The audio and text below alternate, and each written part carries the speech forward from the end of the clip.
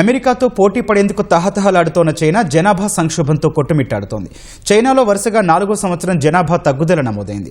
2024తో పోలిస్తే 2025లో చైనా జనాభా 30 లక్షలు తగ్గింది. ఏళ్ల పాటు కొనసాగిన ఒకే బిడ్డ పాలసీని తొలగించి దశాబ్దం దాటిన జనాభా సంక్షోభం చైనాను కలవరపెడుతోంది. కండోమ్లు సహా గర్భనిరోధక సాధనాలపై భారీగా పన్ను విధిస్తున్నప్పటికీ చైనీయులు పిల్లలను కనేందుకు ఇష్టపడటం లేదు.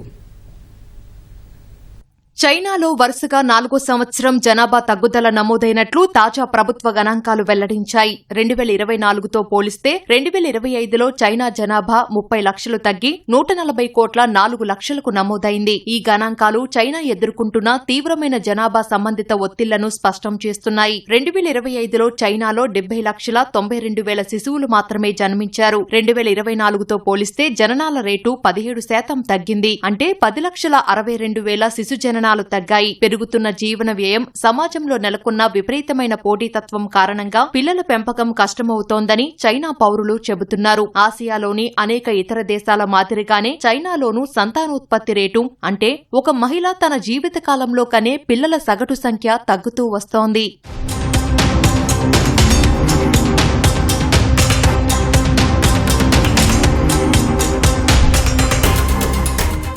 చైనాలో కొన్ని దశాబ్దాల పాటు ఒకే బిడ్డ పాలసీ కొనసాగింది. జనాభా సంక్షోభాన్ని దృష్టిలో ఉంచుకుని అక్కడి కమ్యూనిస్టు ప్రభుత్వం ఆ పరిమితిని 2015లో 2, 2021లో 3 బిడ్డలకు పెంచింది. పిల్లలను కనేందుకు అనేక ప్రోత్సాహకాలు సహా గతేడాది జులైలో ఒక బిడ్డకు $500 చొప్పున ఆర్థిక సాయం చేస్తామని ప్రకటించింది. కిండర్ గార్టెన్లు, బేబీ కేర్లను పన్ను మినహాయింపు జాబితాలో చేర్చింది. అదే సమయంలో గర్భనిరోధక మాత్రలు, ఇతర సాధనాలపై పన్నును భారీగా పెంచింది. కండోమ్లు ప్రజలకు అందుబాటు ధరలో ఉండకుండా వాటిపై 13% ట్యాక్స్ విధించింది. 2023 వరకు చైనా ప్రపంచంలోనే అత్యంత జనాభా కలిగిన దేశంగా ఉండగా ఆ స్థానాన్ని భారత్ ఆక్రమించింది. ప్రస్తుతం భారత్లో 147 కోట్ల మంది జనాభా ఉంది.